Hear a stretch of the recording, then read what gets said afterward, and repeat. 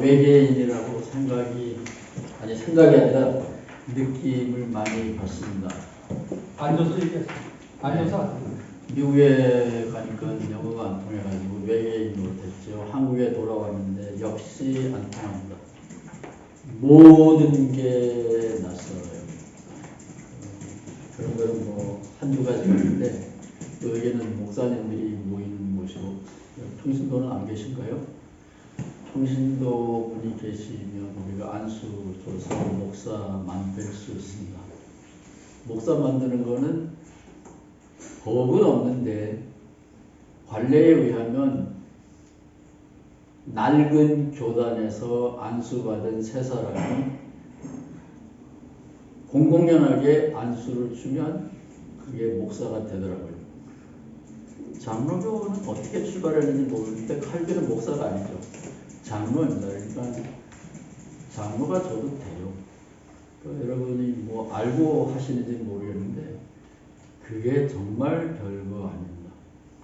LA에서 저희 교회의 성가대 지휘자가 우리는 오후에 모이기 때문에 오전에 가서 아르바이트로 성가대 지휘를 했는데 서울 음대 나왔어요.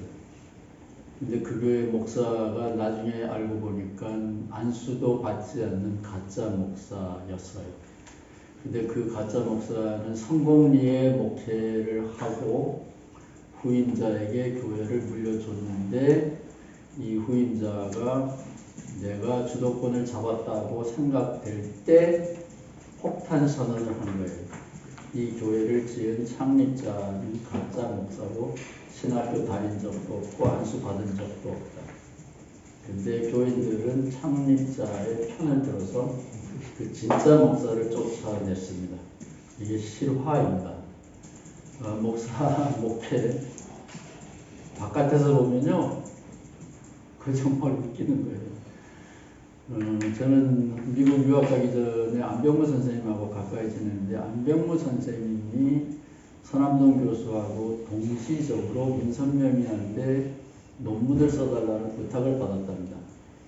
그래서 문선명 씨 운동을 보고 서남동 교수는 잃어버린 종말론의 회복이다. 그런 답을 써보냈고 그래서 문선명이가 기독교인들을 적극적으로 봉쇄하기 시작했습니다. 나도 괜찮은 놈이라 그런다. 기득권 신학교 교수가 인정해줬기 때문에 기고만장해져가지고 시킨 거죠. 근데 안병무 선생님은 신약학자이기 때문에 자기는 문선명이를 욕을 할 수가 없다는 거예요. 문선명이한테 욕을 하면 그 모든 욕이 예수한테 다 걸린다는 거예요. 여자 좋아하고 혹세무민하고 기존의 법 안 지키고 예수님을 십계명도 공공연하게 파괴했잖아요. 뭐 세상이 끝났다고. 그래서 자기는 글을 못 썼다 그러더라고요. 실화입니다. 근데 저는 바깥에 나가서 살아왔어요. 모든 면에서. 감리교에서 쫓겨나고 미국 갔는데 어떤 사람들이 제가 뭘 해먹고 사는지 궁금해서 교회라는 이름의 단체를 만들었어요. 그래서 저는 교회는 뭐냐? 직장입니다. 예배는 뭐냐? 헌금을 품위 있게 주고받는 게 예배입니다. 그래서 금요 기도회, 뭐 수요 기도회, 새벽 기도회 이런 거는 헌금 내도 그만이고 안 내도 그만이잖아요. 그래서 예배 그러면 헌금을 내야 돼요. 그거를 저는 몸으로 배웠죠. 그 예배는 돈이 왔다 갔다 하는 겁니다. 신학책에도 그런 거 있을 거예요. 여러분 있는데 여러분 못 봐서 그렇죠. 예수님은 공짜로 예배당 갔나요? 비둘기 잡아가지고 갔죠. 공짜는 없어요. 우리가 신학을 잘못 들어서 그런 거예요. 어쨌든 그래서 제가 27년간 교회에서 주는 돈으로 먹고 살다가 무사히 살아서 왔습니다. 저희 아버님이 세상을 빨리 떠났기 때문에 저는 저에게도 내일은 없다. 적어도 60까지만 살면 된다. 그래서 노후 대책이라는 건 평생 생각 안 하고 살았는데 아직도 살아 있습니다. 대책 없이. 지금 뒤돌아보면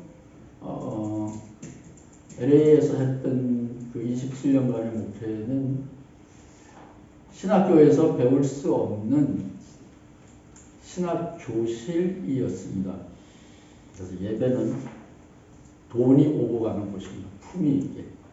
그래서 목사님들이 해야 되는 일은 주머니를 편안하게 털 수 있도록 명분을 주는 거예요. 헌금 내시오 그러면 안 내는데 터키의 난민을 돕습니다. 그러면 헌금을 내더라고요. 진짜예요. 그래서 교회에 헌금을 걷고 싶으면 뭔가 아울렛, 이 교회가 선한 사업을 한다는 출구가 있어야 돼요. 목사를 위해서는 헌금을 잘 안 해요. 여러분이 존경을 뭐 웬만큼 받아가지고는 요즘은 복지 시대이기 때문에 굶어 죽는 사람은 없어요. 굶어 죽는 사람 찾아보기가 어렵습니다. 저는 강릉촌에 살고 있는데 굶어 죽는 사람 찾으면 면에서 상 줘요. 그 정도로 복지가 잘 돼 있습니다. 그래서 예배 시간에 명분 있게 돈을 낸다. 그거는 굉장히 중요한 과제입니다.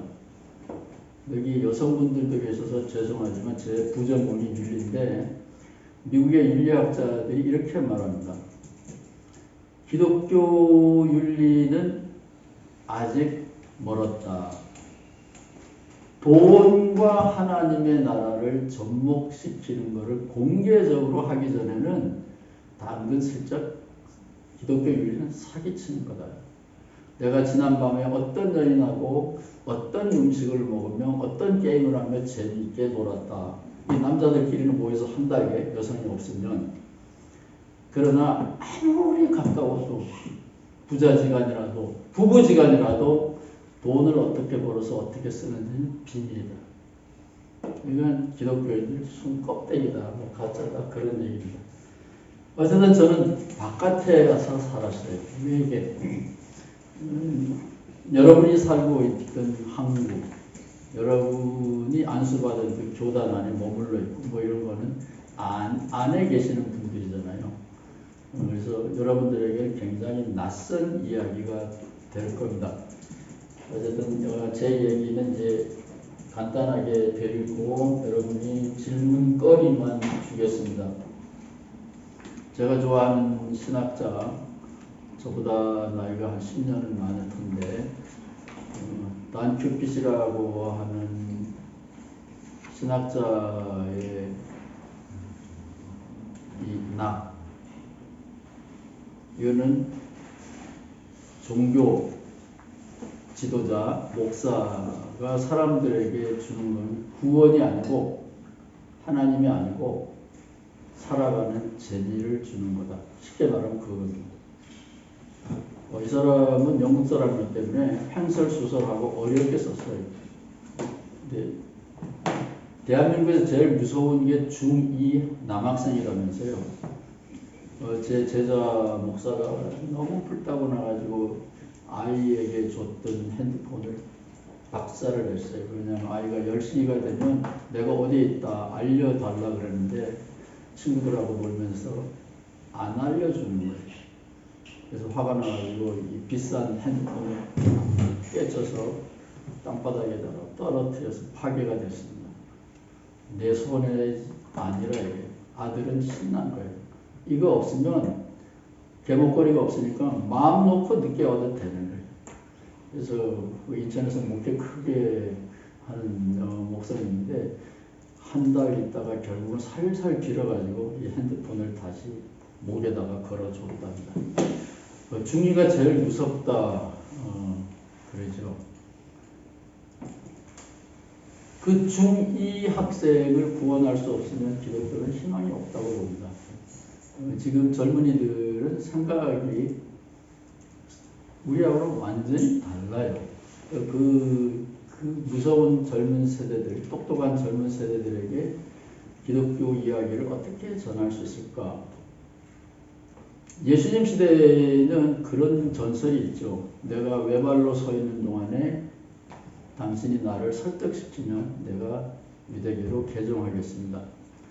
어떤 학파의 지도자는 지팡이로 쫓아냈고 어떤 학파의 지도자는 예수님의 금과 옥조, 황금률 그거를 얘기를 해줬다. 부정적인 거지만 그래 어쩌고저쩌고 그런 게 있고 여러분이 여기에 얼마나 계실지 모르지만 여기 계신 동안에 내가 목회자로서 목회는 이런 재미가 있었다. 그거를 여기 선배 목사님들이 좀 간증을 해주시면 후배 목사님들이 용기를 가질 것 같아요. 하나님이라는 단어 쓰지 말고 예수님이라는 단어도 저는 안 필요하다고 봐요. 제가 예수님을 좋아하는 거는 예수님의 처음부터 끝까지는 하나님이라는 단어 없이 설명이 너무도 잘 됩니다. 저는 중학교 때부터 예수를 믿게 됐는데 저는 하나님을 안 믿어요. 스티븐 하킹이 우주의 오묘한 질서는 믿지만 그가 죽으면서 마지막 남긴 책이 신은 없다입니다. 근데 거기에 신은 인격 신이 없다 그 소리지 신이 없다는 말은 우주의 질서와 우주의 신비가 없다는 말은 아닙니다. 그래서 여러분들은 아내분들이기 때문에 하나님 얘기를 많이 할 텐데 저는 원래가 좀 외계인이라 그런지 하나님 얘기 들으면 불편해요. 1000명이면 1000명이 하나님 소리 다 달리 이해하고 있고 감리교에서 보면 실컷 싸우다가 3장 찬송 부르고 폐합다 하면 또 막 찬송 부르고 주기도 하고 그래서 하나님이라는 단어는 내용이 전혀 없습니다. 그래서 저는 예수님을 좋아하는 것은 예수님의 행동을 설명하고 예수님의 생과 사를 설명하는데 하나님이라는 단어는 있어도 좋고 그건 왜 필요해요?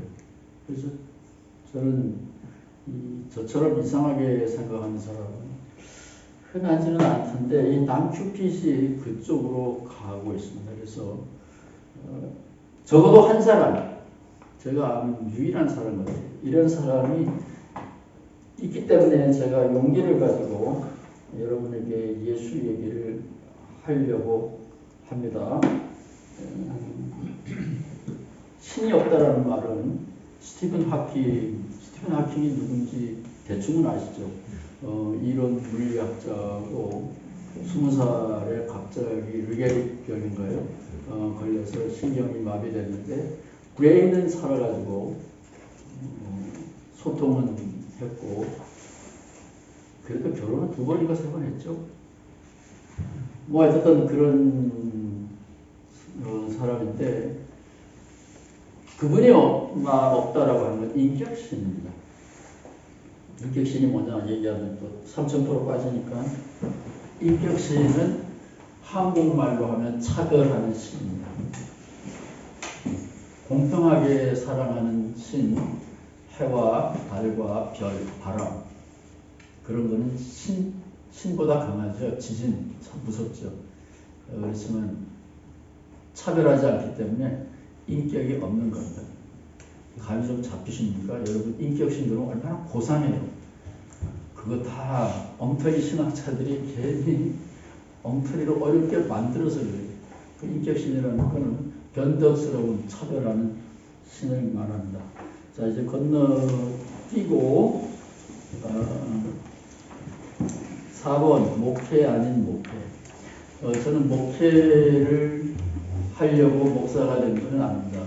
우리 감리교인도 있고 감리교 아닌 사람인데 감리교는 군대 가듯이 나이가 되면 무더기로 군대 가듯이 무더기로 안수를 받죠. 그래서 저도 안수는 받았지만 개별적인 신앙의 결단에 의해서 목사가 된 것은 아닙니다. 저는 한 번도 목사가 목회를 해야 되겠다고 생각을 해서 목사 안수를 받은 것은 아닙니다. 근데 미국에 가서 신학 이야기를 한 6개월 했어요. 성경 공부를 한 6개월 하다 보니까 사람들이 지네들이 교회를 만들었어요. 그리고 지네들이 헌금을 거둬서 저를 먹여 살리더라고요. 근데 뭐 먹고 살 길이 없는데 주는 돈 안 받으면 좀 그렇잖아요. 그래서 주는 돈 받고 잘 살았습니다. 그래서 교인을 늘려야 된다. 뭐 저는 목회자라고는 생각을 안 했기 때문에 그런 건 처음부터 끝까지 한 번도 생각을 안 했습니다. 그래서 저는 교회에서 주는 돈으로 먹고 살았습니다. 그게 목회입니다. 쉽게 말하면 그런 거예요. 그래서 잘 살았는데 저는 예수 목회만 했습니다. 하나님 싫어하기 때문에. 그러면 예수 목회는 뭐냐? 거기 아닌 것 그랬죠. 하나님 중심의 목회가 아닙니다. 여기서 말하는 하나님은 아브라함과 모세의 하나님인데 아브라함은 선택하는 하나님이에요. 나를 특별하게 선택해주는. 선택한다는 말은 버리기도 하는 거죠. 그다음에 모세는 기적. 그 두 개를 합치면 하나님께서 지진과 코로나에서도 나는 구해주지만 남들은 구원하지 않는 차별하는 신입니다. 하나님 중심의 목회, 그거는 예수 목회는 아닙니다. 그 다음에 그리스도 목회. 예수가 3년 갈릴리에서 살았다면 일주일간 예루살렘에서 살았죠. 그래서 이 3년은 무시하고 일주일 가지고 울고 먹는 그리스도 목회, 십자가 목회. 이건 엉터리입니다. 이런 목회를 하기 때문에 미국에서 조사한 바에 의하면 비기독교인과 기독교인의 삶의 질이 차이가 없다라고 하는 거예요. 여러분 우리 아까 그 여는 예배 시간에 보면 세상이 교회를 걱정한다. 슬쩍 지나가면서 나왔잖아요. 그건 뭘 의미하냐? 기독교인과 비기독교인이 삶의 질에 있어서 차이가 없다라고 하는 거예요. 여러분이라고 하면 안 돼요. 대한민국 다수가 존경하는 윤석열 씨도 교회 학교 열심히 다녔다면서요. 그래서 이게 그리스도 목회, 십자가를 지는 예수, 십자가, 바울이 말하는 십자가는 그런 십자가가 아닌데, 그 예루살렘에서 예수님이 졌던 십자가, 계속 그리스도, 그거 해가지고는 삶이 안 달라집니다. 그 얘기를 하면 또 딴 데로 가기 때문에 예수 목회는 하나님 목회도 아니고 그리스도 목회도 아니고 성령 목회도 아닙니다. 성령이라는 단어는 안 필요합니다. 여러분 방언해 보셨어요? 귀신 쫓아내 봤어요? 병 고쳐 봤어요? 저 다 해봤어요. 성령 그런 단어는 구약에는 없잖아요. 막 억지로 찾아내면 있어요. 뭐 루아흐 어쩌고 저쩌고 다 헛소리고 성령은 안 필요한 단어입니다. 그런데 제가 잘 아는 친구 김준우 목사 보면 신들린 사람이에요. 죽어도 안 하겠다. 근데 그 다음날 똑같은 일을 또 처음처럼 미친 듯이 열정적으로 해요. 뭐가 문제일까요? 신들린 거예요. 설명이 안 돼요. 본인은 아니라 그러죠. 나는 신앙도 없고. 본인은 아니라 그러는데 옆에서 보면 이게 제정신이면 그렇게 못해요. 그럴 때 이 사람은 신들렸다. 나쁜 부정적일 때는 귀신 들렸다 그러고 좋은 의미에서는 신들린 거죠. 성령 받은 겁니다. 그래서 본인에게는 성령이라는 단어는 안 필요하다고. 그거 왜 필요해요? 뭐 병 고치는 거라면 저 자신 있어요. 귀신 자신 있어요. 그렇게 까불다가 제가 종교적 편을 받은 거죠. 곽찬태 감독이 사람을 보내가지고 신앙 고백을 하면 살려준다 그러더라고요. 그래서 야, 뭐 너네들은 신앙이 있고 신학자는 신앙이 없는 줄 아냐? 너네들이 한강을 무리로 건너갈 수 있냐? 나도 건너갈 수 있다. 공개적으로 내기를 한번 하자. 그러다가 물에 빠졌지. 그래서 성령 안 받았으면 저도 살아있었을 거예요. 그래서 이 1960년대 성령운동 저도 잘합니다. 다 해봤어요. 그거는 예수하고 상관이 없는 거예요. 이 사이드 스토리, 여기 몰트만 좋아하는 사람이 있을 텐데, 몰트만이 성령론을 쓴 건 한국에서 무당을 보고 성령론을 썼다는 거 이게 싫어합니다. 독일에서는 스피릿 그러면 시대 정신 뭐 이거 알쏭달쏭한 말이잖아요. 근데 인왕산에 무당이 칼춤 추고 굿하는 걸 보고 뭐 영이 살아있구나. 그래서 뭐 성령론을 썼다는 거 이거 싫어합니다. 한국에 있죠. 저는 그런 문화권에서 살았기 때문에 성령, 뭐 귀신 잘합니다. 이제 성령이라는 단어 아까도 말했지만 안 필요한 단어입니다. 그다음에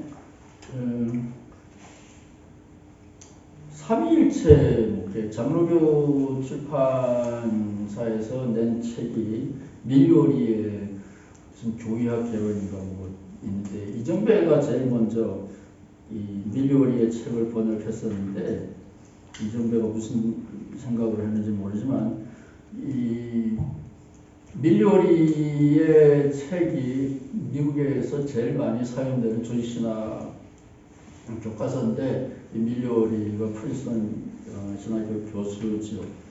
근데 이게 수렁태더라고요. 하나님은 삼위일체고 삼위일체 하나님을 믿으면 우리가 공동체적으로 살게 된다. 무식한 게 지가 하나님을 어떻게 알아요? 그러니까 정말로 막 신경질 날 만큼 신학자들이 무식하더라고요. 무책임한 거예요.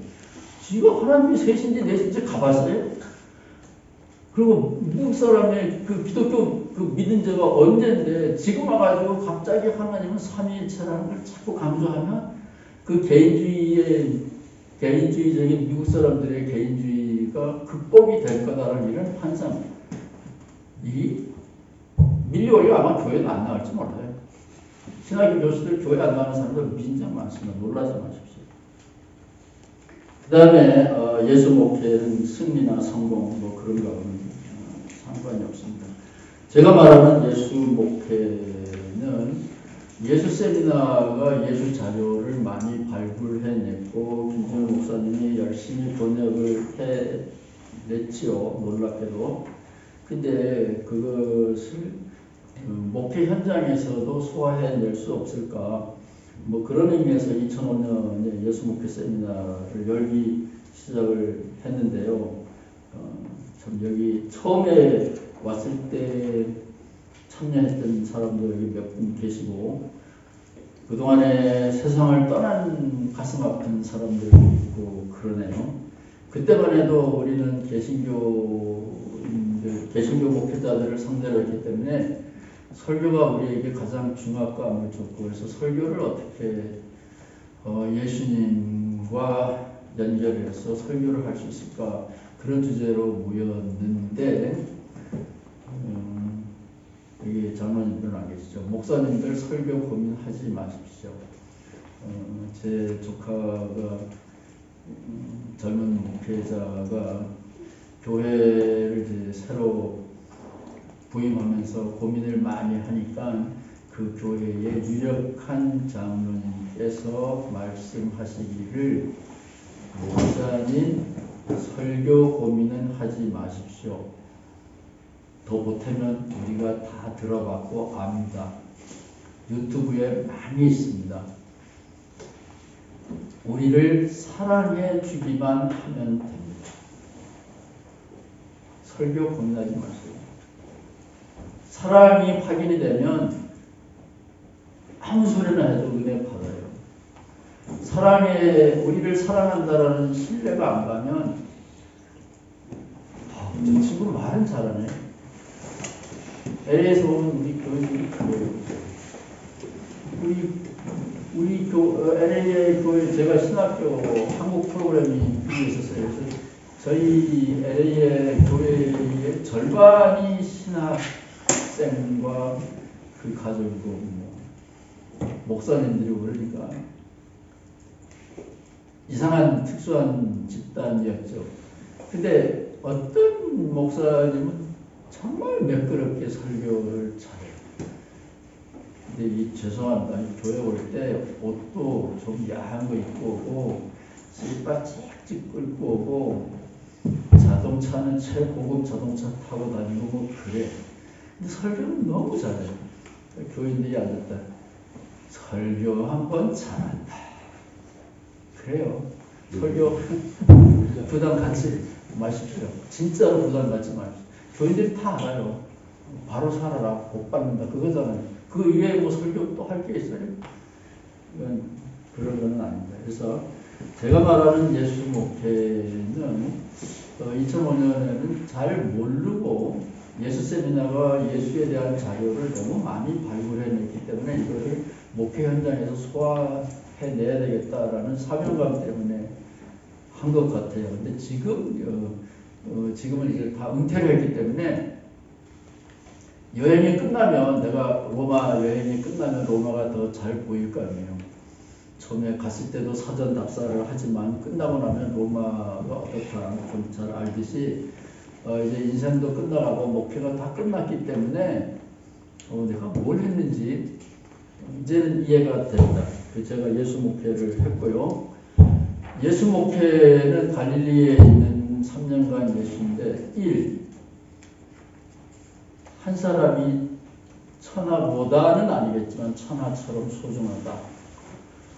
이거를 안 믿으면 예수 목회는 불가능합니다. 교인이 하나도 없는 사람이 있나요? 감리교는 있더라고요.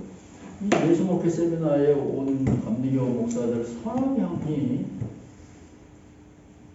이게 여성 동지가 있는데 제가 옛날 세대라서 말을 여성 평등적으로 잘 못합니다.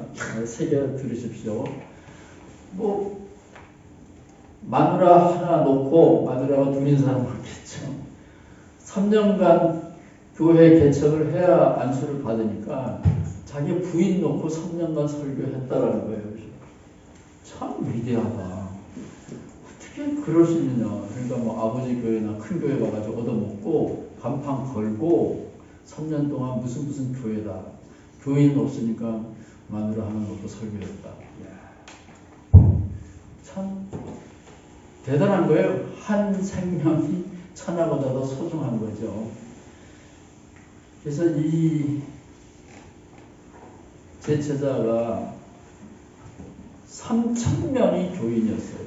지금 아마 더 크겠죠. LA에서 만났어요.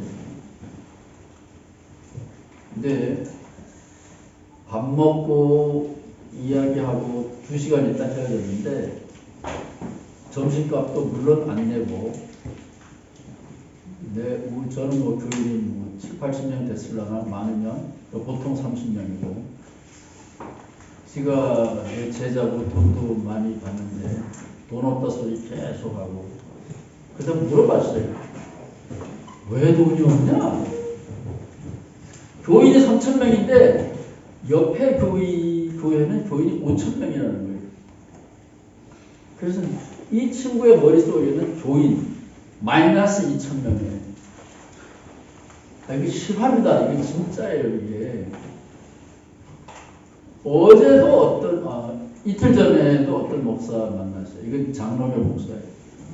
교회를 성공적으로 했고 잘 하고 있는데 자기가 깃발을 걸어서 10년을 목회했어요. 10년을 하면 최소한 200~300명은 모일 줄 알았대요. 이거 평신도가 들으면 안 돼. 얘기 선수들끼리는 아니까. 그래서 우울증이 걸린 거예요. 교회도 잘 지어놨어요. 교회를 개척을 했고 교회도 화목하게 잘 되는데 한 생명이 천하보다도 소중하다라는 것을 저는 문자적입니다. 문자적으로 믿지 않으면 예수 목회 못해요. 숫자 게임 하려면 딴 동네 가보세요.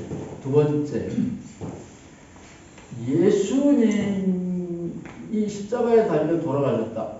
그거는 액시던트입니다. 서브스탄스가 아니고 부처님이 어떻게 돌아가셨는지 아시나요?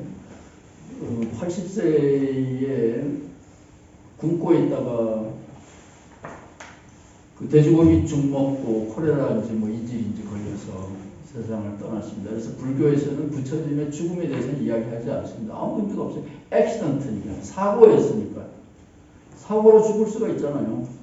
얼마 전에 자살한 우리 친구들인데 그거는 사고죠. 본질이 아닙니다. 그거는 감당할 수 없는 우울증 때문에 죽은 건데 그 인격하고 자꾸 연관시키면 곤란해요. 그래서 부처님이 마지막에 돼지고기 죽어먹고 이제 걸려서 죽었다. 그건 사고입니다. 액시던트입니다. 부처님의 서브스탄스에 해당하지 않습니다. 근데 뭐 기독교는 자꾸 뭐 예수 십자가 얘기하는데 그런 소리 하는 사람 십자가 안 지더라고요. 바울의 십자가를 말하는 건 아니에요. 바울은 전혀 다른 의미에서 십자가를 날마다 지는 십자가이기 때문에 다른 십자가이죠. 그래서 저는 미국에 가서도 이 문희석 박사가 샌프란시스코 신학 프로그램을 했기 때문에 미국 신학교에서 10여 년 가르쳤어요. 거기서 끊임없이 질문하죠. 예수님이 교통사고로, 요즘으로 말하면 코로나로 세상을 떠났다면 그래도 너의 메시아가 될 수 있냐? 제가 답은 한 사람에게도 못 들어봤어요. 왜냐면 목사님들 약을 파는 사람이지 약을 먹진 않아요. 이거 싫어합니다. 에모리 대학에서는 코카콜라를 홀리 워터라고 그랬어요. 성수, 거룩함. 왜냐하면 이 코카콜라 회사가 본부가 애틀란타에 있는데 어마어마한 돈을 줬거든요. 그 혜택을 제가 받은 거예요. 그래서 세계적인 학자들의 강의를 다 들었죠. 독일의 학자들, 남미의 학자들, 하버드의 학자들, 예일 대학의 학자들 다 만나서 얘기하고 듣고 그래서 저는 에모리 대학 그 이상한 똥통학교 그하고 상관이 없어요. 그래서 우리는 코카콜라 마실 때마다 홀리 워터 그러면서 마셨어요. 근데 코카콜라를 만든 사람들은 코카콜라에 나쁜 게 들었기 때문에 절대로 안 마셔요. 팔기는 하지만 본인들은 복용을 안 하죠. 목사님들이 주로 그러잖아요. 예수님 얘기, 십자가 달린 예수님 얘기는 하지만 자기는 살지는 않잖아요. 살 필요가 없어요. 우리가 살려고 예수 믿지 무슨 죽으려고 예수 믿어요? 그거는 넌센스, 정직하지 않은 거예요. 그래서 예수님의 마지막 일주일은 없어도 부처님의 마지막 한순간 없어도 부처님이 시달타의 생애가 상관이 없듯이 예수님도 상관이 전혀 없어요. 성경에 써놨잖아요. 복음서에 갈릴리 예수가 사람들에게 구원을 줘요. 그런 게 있지 않나요? 제가 가지고 있는 성경이 무슨 이상한 성경이에요? 근데 왜 그걸 안 보고 저 뒤에 어쨌든 그래서 이 갈릴리 예수가 십자가를 지고 죽은 거는 공개적으로 십계명을 어겼기 때문이죠. 그래서 예수 목회의 1번은 한 생명이 천하보다도 소중하다. 두 번째, 신의 이름으로 선포된 계명, 십계명일지라도 내 눈앞에 있는 사람의 생명을 살리는 것보다는 덜 중요하다. 이거를 어떻게 실천하느냐? 저도 이제 교회 때문에 신분 해결을 했어요. 목회자는 돈을 조금 받아도 신분, 영주권을 얻을 수 있습니다. 제가 영주권을 얻고 나니까 이 불쌍한 사람들이 계속 교회에 와서 기독교인도 아닌 사람들이 교회에 와서 제가 교회 좀 다니겠습니다. 영주권 내주십시오. 그러면 영주권 내줘야죠, 뭐. 근데 그런 거를 하고 있는데 이 똑똑하다는 녀석이 아니 뭐 바르게 살려고 노력하다가 힘센 사람한테 걷어차려가지고 쫓겨와서 미국 왔다면서요. 뭐 의롭게 살려고 노력한 사람이 뭐 이렇게 엉터리로 영주권 내주려면 다 엉터리를 해야 돼요. 그 자세한 얘기는 알 필요 없고요. 법적으로 다 속인다고요. 트럼프처럼 세금 안 내지만 세금 낸다고 그래야 돼요. 미국의 대통령도 그렇게 해요. 법이라는 건 딱 그렇게 하는 거예요. 그렇게 하는 건데, 당신이 의롭게 살려고 온 줄 알고, 그래서 우리가 그동안에 헌금을 내서 당신 내게 살렸는데, 이 사람 기독교인도 아닌데, 훌륭한 교인이다 그래가지고, 교회에 와가지고 아무것도 안 하는데 교회 봉사한다고 이렇게 해서 영주권 내주면 되냐 이거예요? 뭐 안 되지. 안 돼요? 되지 뭐 안 돼요. 예수님 그런 거 했는데. 그래서 그 다음날 설교했어요. 우리 교회에 영주권 내줄 때 모든 서류는 나 혼자 사인한다. 이민부에 나와서 문제가 되면 몰랐다고 오리발 내밀어라. 와, 이거 얼마나 좋은지 몰라요. 그냥 다 사인 나 혼자 다 한 거. 이 사람 봉급 많이 받는다. 뭐. 나 혼자 감옥 가면 되잖아요. 그래서 영주권 많이 내줬습니다. 아, 미국에 가서 잘한 거는 그거예요. 불법으로. 불법이 아닌가요? 가짜 서류로. 뭐 예수님이 그거 한 거잖아요. 그거 하다가 뭐 들통 나가지고 뭐 예루살렘에서 그거 진 거죠. 그래서 복이 우선이다. 뭐 정의 되게 좋아하죠. 정의 좋아하시는. 사람을 살리는 게 정의죠. 뭐 정의라는 이름으로 사람을 죽인다.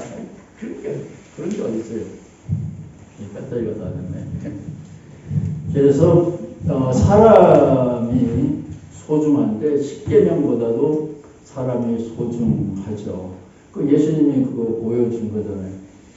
그래서 한 생명이 천하보다 소중하고 모든 법, 성경, 예수님의 말씀일지라도 눈앞에 있는 사람보다 소중할 수는 없다. 그게 예수님의 정신이죠.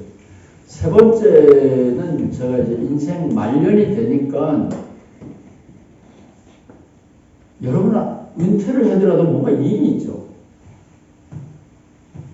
젊은 사람들은 은퇴 이후를 상상도 못할 거예요. 저는 살아는 있는데 일이 없어요. 그래서 갑자기 부처님처럼 무념무상을 배우려고 그러는데 달라이라마도 무념무상은 불가능하대요. 몰두 한 곳에 집중하는 것은 돼도 무념무상은 불가능하다고 그러더라고요. 그래서 제가 달라이라마 티베트 그 사람은 왜 자결을 안 했는지 모르겠어요. 나라를 팔아먹고 달라이라마 그 티베트 불교 신도들도 다 팽개치고 저희는 잘 먹고 잘 살죠. 근데 그 사람의 행복론 책을 보면 그런 게 나와요. 몰두. 그래서 저도 몰두는 되는데 무념무상은 안 되는데 몰두할 게 없잖아요. 이제 괜히 남의 일에 콩나라 판나라 하면 안 되고 관심 가져도 안 되고 그럴까봐 그러는데 갑자기 하나님이 한 건 아니죠. 집사람이 뭐 암이 뭐 맺기다 그래가지고 암 청구를 받아가지고 지금 암 치료를 하고 있는데 할 일이 없는 줄 알고 하나님 저에게 몰두하도록 숙제를 줘서 지금 투병 생활을 같이 옆에서 구경하고 있죠. 근데 은퇴하고 나면 안 죽어요. 굶지 않습니다. 할 일이 없어요. 걱정거리가 없어요. 그래서 삶의 명분을 생각해 봅니다. 낙. 1번은 재미죠. 학생이 제일 무서운 거는 게임 중독이죠. 순간적으로 느낄 수 있는 만족, 그게 재미입니다. 두 번째는 보람이죠. 농사 짓는 것처럼 시간차 결실. 이 지상에서 재미도 없고 보람도 없어도 낙을 누릴 수 있는 게 낙인데 명분인데 재미 하나도 없고 보람이 하나도 없으면 명분 있게 살았다라고 말하기가 제 경험에 의해서는 너무 어려워요. 홍인설 박사님이라는 감리교의 전설적인 학자님이 계셨는데 그분의 유고집을 제 손으로 했습니다. 거기에 보면 내가 사람을 변화시키는 일에 조금이라도 보탬이 됐을까 하는 그 후회스러운 글들이 가끔씩 나옵니다. 여러분도 이제 은퇴하고 나면 그 질문이 여러분을 괴롭힐 거예요. 삶의 명분이 있느냐. 그래서 저는 한가할 때는 명분 생각을 합니다. 저는 명분 있게 산 것 같지는 않아요. 그래서 헛살았다 그러면 너무 슬픈데 요게 심해지면 우울증 병이 되겠죠. 그래서 저는 뚜껑을 딱 덮습니다. 그래서 여기 계시는 동안에 여러분은 나는 누구입니다. 어디서 목회를 합니다. 무슨 재미로, 무슨 보람으로, 무슨 명분으로 그 일을 하고 계신지 저는 그게 듣고 싶고, 저는 미국에서 저도 영주권 신분 해결하고 저도 몇 가정 신분 해결을 해줬어요. 그리고 제가 몇 건의 장례식을 치렀는데 장례식을 참 의미 있게 치렀다. 요즘 인터넷 보니까 젊은 목사들은 교회에 교인이 없으니까 전문 장례식 아저씨로 새로운 짝이 생겼더라고요. 그런 의미 있는 변신인 것 같아요.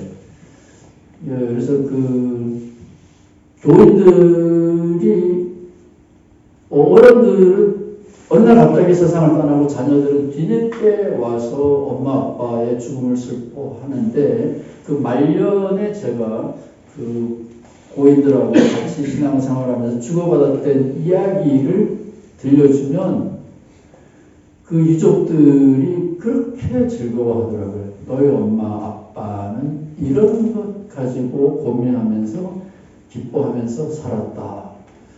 제가 미국에서 경험한 바는 그거 한 가지는 참 명분이 있었다. 신분을 해결해주고 장례식 몇 건이지만 참 의미 있게 치러주고 이건 명분인 것 같은데 그 외에는 인생에서 무슨 명분이 있었나 싶어요. 그래서 예수님 이야기가 명분을 주느냐,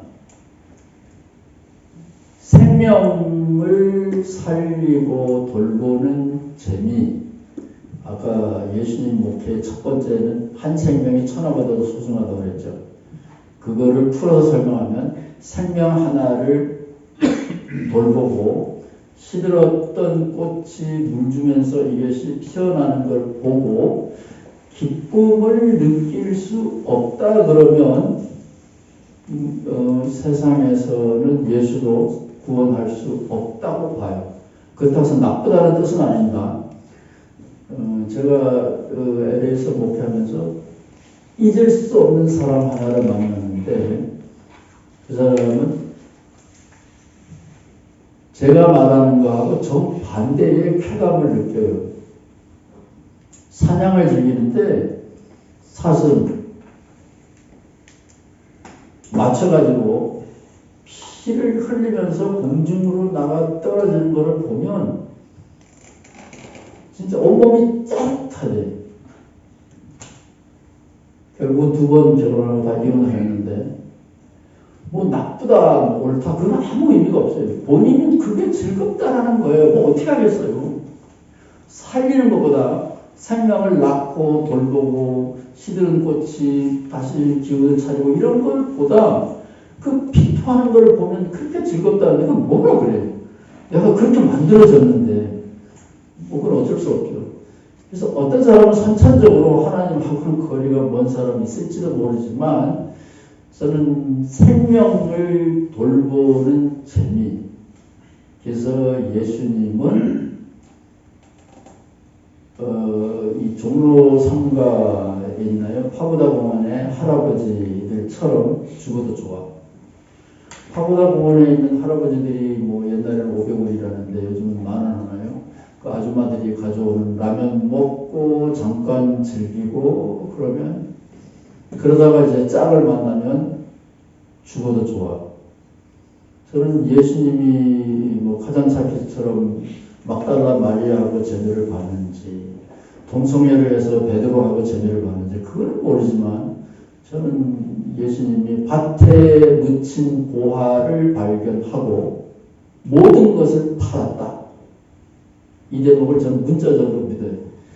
그래서 예수님이 시시콜콜이 말할 수는 없지만 모든 것을 다 걸 만큼 중요한 기쁨을 발견했을 거다라고 저는 확신합니다.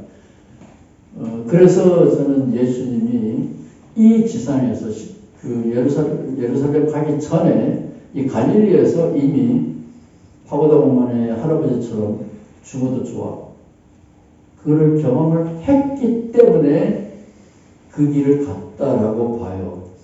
제가 감신 교수 하면서 10년을 있었는데 그 기간에 계속 일주일에 한 번은 광화문과 서울역에서 터지는 체류탄 가스가 서대문까지 날아왔습니다. 그래서 이 서양의 배부른 학자들이 떠드는 기독론 저는 안 믿어요. 예수 세미나라는 그 거대한 학파들도 예수의 종말론을 안 믿거든요. 미안합니다. 이게 녹음이지만 그 개새끼들이 예수 옛자도 모르는 분들인데 종말론을 빼고 어떻게 예수를 이해합니까? 근데 저는 이 1980년 10년을 냉천동에서 살면서 우수한 학생들이 자살해 가는 그 마음 속에 무엇이 있었을까? 저는 혼자서 많이 생각을 해봤습니다. 그래서 이 사람들이 죽어도 좋아. 어떤 명분을 발견했기 때문에 그 명분을 위해서라면 자기 몸을 던질 수 있다. 저는 그런 삶을 살았을 거라고 보고 저는 초대교회가 그런 종말론적인 삶을 살았을 거라고 봐요. 저는 그거 빼놓으면 예수는 죽었다 해도 이해할 수 없습니다. 여러분이 뭐 혹시 아시는지 모르고 슈바이처의 뭐 종말론 어쩌고저쩌고 그러는데 역사적 예수 연구의 마지막 인물이죠. 그 슈바이처가 연애를 실현해가지고 아프리카 가가지고 어쩌고저쩌고 한 거예요. 그 자서전 전기 보면 실현도 은총이 됐던 거죠. 그래서 슈바이처도 손들었죠. 재림이 멀지 않아 새로운 세상에 올 거다라는 환상 때문에 예수 현상이 일어납니다. 지금도 마찬가지예요. 지금 우리 목회자들이 힘든 것은 이 상대적 박탈감. 저도 기분 나쁜 게 우리 신학교에서 공부도 안 하는 날라리 새끼들이 무슨 교회도 큰 거 하고 무슨 감독한다고 총장한다고. 정말 한심스러운 세상인데 그런데 똑똑해가지고 뭐가 소중한지 알아가지고 딱 그거를 가졌죠. 근데 종말론이 없으면 지금 이 자본주의 이 시스템 이게 영속적이다 그러면 기분 나쁘죠. 그래서 저는 주기도문 이 세상이 바뀌기를 바라는 그 주기도문 얼마나 멋있어요. 물론 예수님이 가르친 건 아니겠죠. 예수님이 가르쳤으면 그 사도공서에 다 있겠죠. 외경에도 있고. 근데 마태복음과 누가복음에만 있는 거 보면 이건 예수님이 가르친 건 아닐지도 몰라요. 어쨌든 그렇지만 예수님은 이 땅에 사람들을 고쳤잖아요. 고생하는 사람이야. 죽으면 더 좋은 곳으로 갈 거야. 그런 건 아니죠. 그래서 저는 여러 면에서 예수님을 좋아합니다. 1. 무신론자고. 무신론자라도 예수님을 접근할 수 있고 유신론이 장애물이 된다는 건 아니에요. 그래서 저는 예수님은 신이라는 단어 없이도 당신의 인생을 즐겁게 살 수 있었다. 그래서 이런 예수를 우리가 만난다면 이 유혹이 많은 자본주의 시대에도 될 거라고 봐요. 이제 설교 얘기를 잠깐만 하면 설교를 자화상을 그리도록 도와주는 작업. 25분 동안의 설교가 아니라 교인들하고 스토리텔링을 해서 교인들이 이제 50이 넘는다라는 자녀들이 대학을 졸업하면 그 얘기입니다. 50이 넘으면 그때부터 사람들이 자기가 누구이냐를 생각하게 되고 설교는 그때부터 하는 거예요. 그 이전에는 취직해야 되고 결혼해야 되고 대학 가야 되고 설교 아무렇게나 해야 돼요. 그때는 소용도 없어요. 그 다음에 50 넘어가면 이제는 내 인생을 살아야 되잖아요. 그때 우리는 무엇이 우리에게 가장 즐거운 일이겠는가? 이 귀신 들린 사람들은 자꾸만 바알, 승리, 성공 그쪽으로 가는데 아까 얘기했죠. 3,000명 모이는 교인도 마이너스 2,000명이라고 생각하고 있기 때문에 행복하지 않아요. 행복에 대한 연구는 무진장 많이 됐고 제가 약이 올라서 행복이라는 단어는 저는 안 좋아해요. 안 쓰거든요. 저는 비관론자이기 때문에 안 쓰는데 행복론이라는 책을 많이 보면 공통점이 있어요. 자기 주변의 사람들보다 10%의 플러스 어떤 면으로든지 10%의 플러스까지는 양적인 성장이 우리를 행복하게 해요. 그걸 넘어서면 꽝이라는 거예요. 그 다음에는 어마어마한 신세계가 있기 때문에 트럼프처럼 앨런 머스크처럼 자기는 열등생이라는 것을 늘 재확인하는 것밖에 없어요. 그러니까 이 양적인 성장 이거는 귀신이라고요. 제가 마가복음을 좋아하는 거는 예수님이 이 시대는 귀신들일 거다 그랬거든요. 저희가 보기에는 저는 장로교 교수를 보는데 감신 교수들은 다 귀신들이었어요. 뭐 이렇게 좋아해요? 그거는 구제를 못합니다. 구제할 수가 없어요. 그래서 저는 예수님을 우리가 이 시대에도 한 생명을 소중하게 여기는 그 기쁨을 맛볼 수 있을 거라고 봐요. 저는 강원도 촌에 가서 살기 때문에 사람들은 제 주변에 안 오죠. 오늘은 이제 특별한 경우고 몰래 오거나 니고데모처럼 몰래 만나기 전에는 사람들은 안 나타나는데 제가 생명을 돌보려면은 없잖아요. 그래서 저는 지나가다가 산책길에 가수원에 나무가 쓰러져 있으면 가서 몰래 들키면 안 되니까 몰래 세워놓고 물 주고 뭐 그런 거 합니다. 생명을 돌본다. 참 쉽지가 않아요. 제 주변에 다 멀쩡해요. 다 잘 살아요. 신경 안 써도 될 만큼 다 잘 살더라고요. 그러나 조금이라도 남은 여력 생명을 돌보는 일에 내가 헌신을 할 수 있으면 그때는 제가 명분을 찾죠. 너 작은 일이지만 너 오늘 쓸만한 일을 했네. 그래서 저희 집에 참새가 날아오기를 바라고 참새에 먹이를 주면서 살았는데 LA에서는 한국에 오니까 농작물이 너무 풍성해가지고 저희 집에 참새가 안 날아와요. 그래서 올 가을에는 감나무를 심어가지고 감나무에 참새들이 잘 날아오거든요. 감이 열리면 참새가 좀 올라나 생명이 꽃피는 것, 웃는 것, 반짝반짝하는 것을 보는 게 낙인데 아직은 우리 집이 사는 집이 너무 살벌해야지 생명을 볼 수가 없어요. 그래서 주로 이제 바닷가에 가서 바다도 살아있다라고 생기를 느껴야 되는데 파도를 보면서 아직 거기까지는 경지에 이르지 못했습니다. 저는 이제 제 나름대로 인생의 낙이 뭐냐? 사람을 살리는 것, 신분이 없는 사람에게 신분을 해결할 수 있도록 도와주는 것, 쓰러진 나무를 다시 일으켜 세우는 것, 뭐 그런 거 하고 살아요. 정말 하찮은 일을 하죠. 그게 하찮게 생각하십니까? 예수님은 그런 거 한 거잖아요. 그거 뭐 문둥이 그냥 폐쇄시키면 되고 그거를 도와줬다고 해서 뭐 성경에 써있다라는 게 그 복음서는 문자 그대로 읽으세요. 저는 그 예수님이 은혜가 많이 됩니다. 제 시간은 다 됐네요. 쓸데없는 소리 너무 많이 했습니다. 예수 믿으면 좋습니다. 감사합니다.